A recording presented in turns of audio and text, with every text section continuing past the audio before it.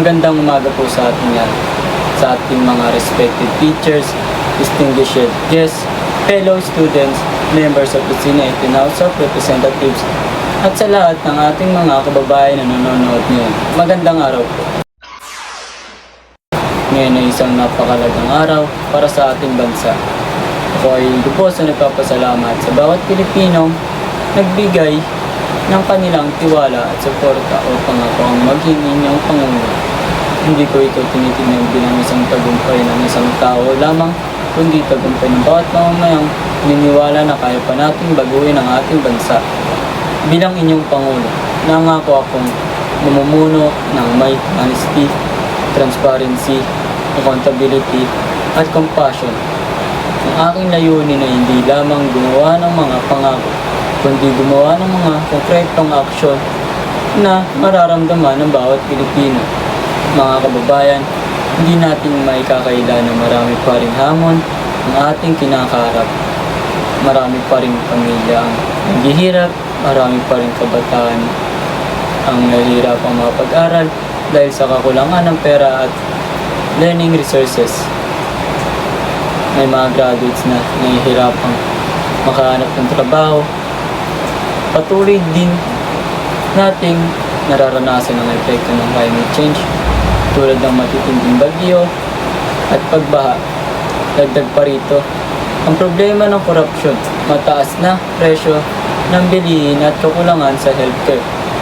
Ngunit sa kabila ng lahat ng ito, nananatili ang pag-asa. Naniniwala akong ang tunay na lakas ng Pilipinas ay nasa sipag, talino, at pagkakaisa ng ating mga mamamayan. Kaya ngayon, ihaharap ko sa inyo ang plano ng aking administrasyon. Unang prioridad, edukasyon. Ang unang priority ng administrasyon ay edukasyon. Naniniwala ako na ang edukasyon ang pinakamahalagang investment para sa kinabukasan ng ating bansa. Magpapatuloy tayo ng mga programang magbibigay ng maraming scholarships, libreng school supplies, at learning materials. Mas maayos na classrooms, mas mabilis na internet sa mga paaralan, training para sa mga teachers. Magkakaroon din tayo ng mga after schools tutorials para sa mga estudyanteng nangangailangan ng dagdag tulong sa kanilang pag-aaral. Layunin nating walang batang mapag-iiwanan. Hindi magiging malakas ang isang bansa kung hindi malusog ang mga mamamayan ito. Palalakasin natin ang healthcare system sa pamamagitan ng pagpapaganda ng health centers, libreng medical check-up para sa mga mahihirap, mas maraming gamot sa publikong ospital, mental health counseling, nutrition programs para sa mga bata. Mahalaga rin ang mental health. Maraming kabataan ang nakakaranas ng stress at anxiety. Sisiguraduhin natin may sapat na suporta para sa kanila. Economy at jobs. Hindi sapat ang magkaroon lamang ng diploma. Kailangan magkaroon din ng trabaho.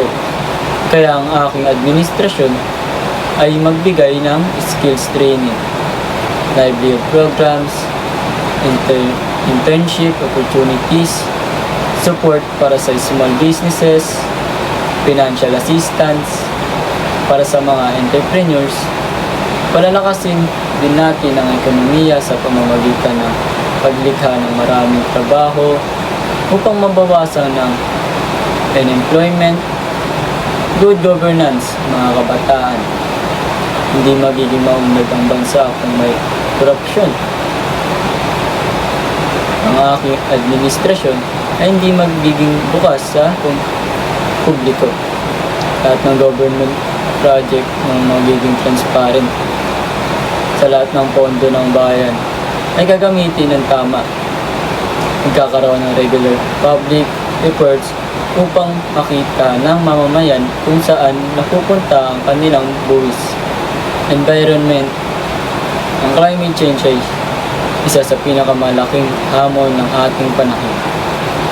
Maglulunsad tayo ng tree planting programs, coastal clean waste, segregation, plastic reduction, campaigns, renewable energy projects, disaster preparedness training.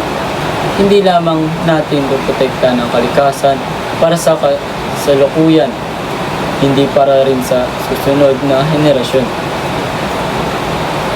Technology. Sa panahon ngayon, mahalaga ang technology. Papalawakin natin ang pre-public Wi-Fi, digital governments, computer laboratories, artificial intelligence education, cyber security programs. Layunin natin maging globally competitive ang ating bansa. Executive strategy. Bilang Pangulo, gagamitin ko ang aking exclusive power ng responsible. Maglalabas ako ng executive orders kung kinakailangan upang mapabilis ang mahalagang proyekto. Makikipagtulungan ako sa Congress upang maipasa ang mga batas na kailangan ng ating bansa.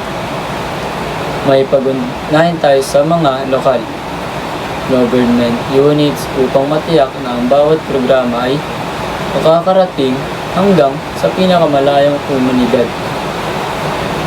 Magkakaroon din tayo ng regular monitoring at evaluation upang masukat ang resulta ng bawat programa. Ang bawat opisyal ng gobyerno ay pananagutin sa kabilang trabaho.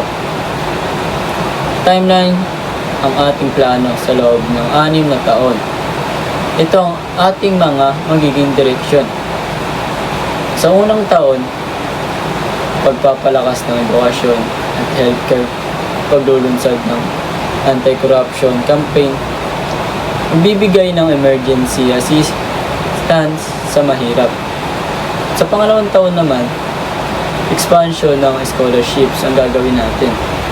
Pagpapagawa ng classrooms, kasi kailangan yan. Maraming bata ang nahihirapan.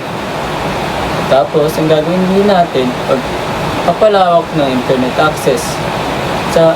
Sa ikatlong taon naman, paglikha ng mas maraming trabaho para sa mga nangangailangan. Skills training, support sa small business. At sa pangalawang taon, infrastructure development, digital governance services, renewable energy projects. Sa ikalimang taon, evaluation ng programa, pagpapalawak ng successful projects, mas malaking investment sa education at healthcare. Ika-6 na taon, completion ng major projects, preparation para sa susunod na administrasyon upang matiyak ang continuity ng ating programa. Sa usapin ng foreign policy, mananatili tayong isang bansang naninindigan para sa kapayapaan at respeto. Palalakasin natin ang ating relasyon sa ating mga kapitbahay sa ASEAN. Palalawakin din natin ang ating partnership sa United States, Japan, South Korea, Australia, Canada, at European Union. Patuloy tayong maging aktibong miyembro ng United Nations, World Health Organizations, ASEAN at APEC sa usapin ng West Philippine Sea. Patuloy nating pagtatanggol ang ating soberanya gamit ng diplomasyon, international law, at mapayapang pakikipag-usap. Hindi tayo uurong sa ating karapatan bilang isang malayong bansa. Bilang inyong Pangulo, mga minamahal kong kababayan, ang pagbabago ay hindi nangyayari sa araw. Hindi nakukuha sa magandang salita lamang. Ito ay bunga ng sama-samang pagkilos. Gobyerno at bawat mamamayan. Administrasyon ay nangangakong magiging tapat, responsable, handang makinig sa boses ng bawat Pilipino. Hindi natin may papangako ang isang perpektong bansa. Ngunit may papangako natin ang isang gobyernong may malasakit, may integridad at may tunay na hangaring maglingkod. Kaya inaanyayahan ko kayo, ang bawat isa sa inyo. Magtulungan tayo, magkaisa tayo, at sama-sama natin buuin ang isang bansang mas maunlad, mas ligtas, mas makatarungan, at masanda sa kinabukasan. Sa tulong ng Diyos at sa pagkakaisa ng bawat Pilipino, makakamit natin ang mga pangarap. Maraming salamat po sa inyong tiwala. Mabuhay ang sambayanang Pilipino. Mabuhay ang Republika ng Pilipinas. Bumoto tayo ng tama.